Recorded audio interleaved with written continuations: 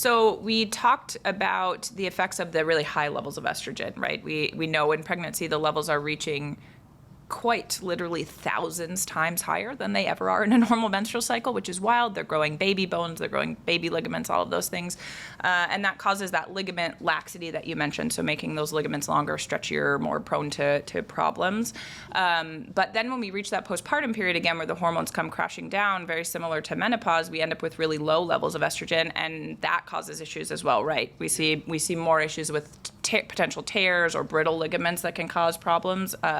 So what do we do? I know what I do on my end, especially in menopause, where we're working to achieve kind of a suitable baseline level of estrogen back in the body, but what can we do in those situations where we have those frailer, more brittle ligaments?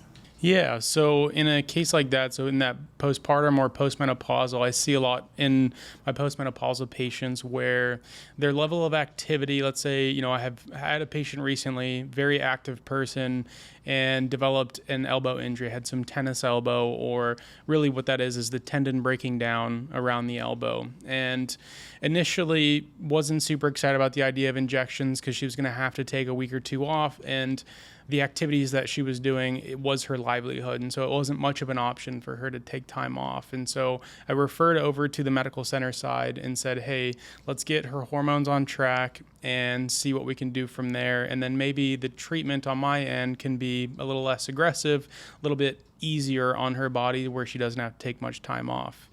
So when they did all of her blood testing, they noticed that the testosterone, estrogen, and progesterone were all very low. And so addressing that in the process, one, obviously made her feel better, which, allowed her to exercise, do the physical therapy type exercises that she should have been doing, as well as just kind of feeling better overall. That testosterone, estrogen, progesterone are key hormones in our body's ability to repair damaged tissues. They are anabolic. And when our bodies are in a state of catabolism or catabolic, they're breaking down. And what we see is that the body's breaking down faster than it can repair. And a big portion of that comes from that hormone balance. And, excitingly, we didn't need to do any sort of regenerative injections in this case, just by addressing the person's foundational health hormone status. We were able to improve her pain, get her back to doing what she loves to do and does for work without having to do any sort of regenerative injections, which I think is really exciting.